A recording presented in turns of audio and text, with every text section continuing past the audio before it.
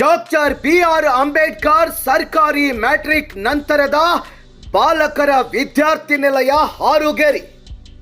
ಇಲ್ಲಿ ಗ್ರಂಥಾಲಯ ಉದ್ಘಾಟನೆ ಹಾಗೂ ಬೀಳ್ಕೊಡುವ ಸಮಾರಂಭ ಸಂಪನ್ನ. ಇಲ್ಲಿನ ಡಾಕ್ಟರ್ ಬಿ.ಆರ್. ಅಂಬೇಡ್ಕರ್ ಸರ್ಕಾರಿ ಮ್ಯಾಟ್ರಿಕ್ ನಂತರದ ಬಾಲಕರ ವಿದ್ಯಾರ್ಥಿ ನಿಲಯದಲ್ಲಿ ಗ್ರಂಥಾಲಯ ಉದ್ಘಾಟನೆ ಹಾಗೂ ಅಂತಿಮ ವರ್ಷದ ವಿದ್ಯಾರ್ಥಿಗಳ ಬೀಳ್ಕೊಡುವ ಸಮಾರಂಭವು ಇತ್ತೀಚೆಗೆ ವಿಜೃಂಭಣೆಯಿಂದ ಜರುಗಿತು. ಸಮಾರಂಭದ ಮುಖ್ಯ ಅತಿಥಿಗಳಾಗಿ ಡಾಕ್ಟರ್ ವಿ.ಎಸ್. ಮಾಳಿ ಅವರು ಭಾಗವಹಿಸಿ ಗ್ರಂಥಾಲಯವನ್ನ ಉದ್ಘಾಟನೆ ಮಾಡಿದರು.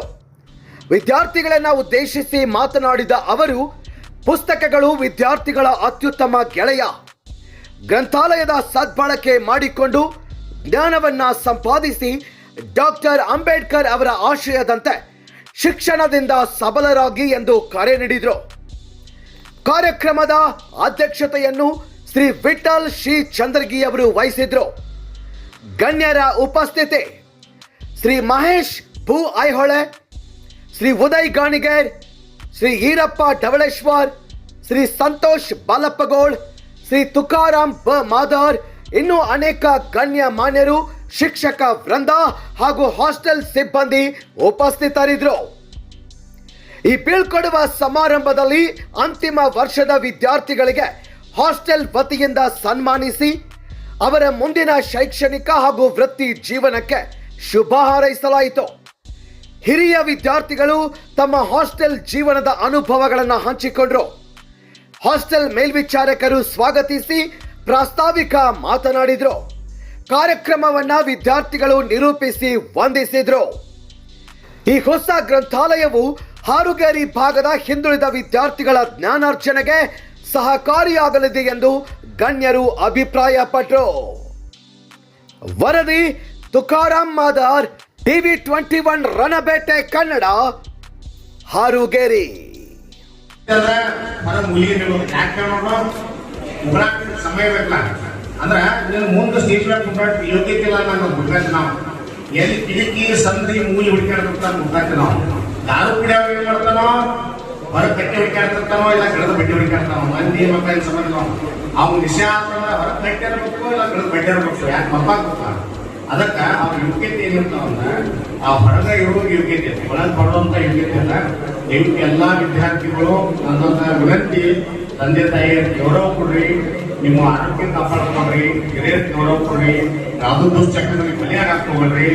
ಮುಂದೆ ಈ ಹಾಸ್ಟೆಲ್ದಾಗ ಕಲ್ತಂತಾರ ಈ ದೇಶಕ್ಕ ಈ ರಾಜ್ಯಕ್ಕೆ ಸೇವೆ ಕೊಡೋಂಗಾಗ್ಲಿ. ಈ ಮುಂದೊಂದು ದಿನ ನೀವು ದೊಡ್ಡ ಅಧಿಕಾರಿಗಳು, ದೊಡ್ಡ ರಾಜಕಾರಣಿಗಳು, ದೊಡ್ಡ ವಕೀಲರು ಏನಾರ ಆಗಿ ಈ ಹಾಸ್ಟೆಲ್ ಬಂದು ನೀವು ಹೇಳ್ಬೇಕು, ನಾ ಇದ ಹಾಸ್ಟೆಲ್ದಾಗ ಕಲ್ತ ವಿದ್ಯಾರ್ಥಿಪ್ಪ, ನಾ ಇಂಥ ಒಬ್ಬ ದೊಡ್ಡ ವ್ಯಕ್ತಿ ಆಗೀನಿ, ಇದ ನಾನಾ ಒಬ್ಬ ಮಾಡಲ್ ನಿಮ್ಗ ನೀವು ಹಿಂಗೆ ಆಗ್ಬೇಕು ಅಂತ ಹೇಳಿ ಮುಂದೆ ಬರುವಂತ ವಿದ್ಯಾರ್ಥಿಗಳು ನೀವು ಪ್ರೇರಣೆ ಆಗಲಿ ಅಂತ ಹೇಳಿ ಬಯಸ್ತಾ ನನ್ನ ಭಾಷಣ ಮುಗಿಸ್ತು.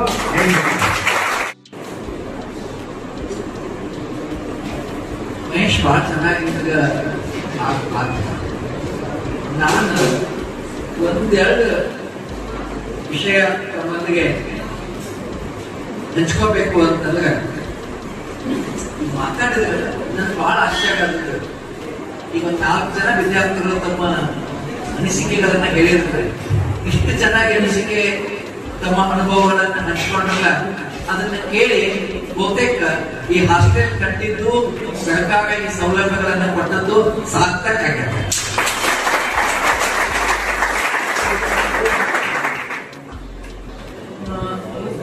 ಎರಡನೇದು, ಕಾಲೇಜ್ ಏನ್ ಕಲಿಸ್ತದಲ್ಲ ಅದಕ್ಕಿಂತಲೂ ಶ್ರೇಷ್ಠವಾದ ಪಾಠಗಳನ್ನ ಕಲಿಸೋದು ಹಾಸ್ಟೆಲ್. ಕಾಲೇಜ್ ಒಳಗೆ ಪಠ್ಯ ಕಲಿತೀವಿ, ಮನುಷ್ಯರಿದ್ದಾರೆ.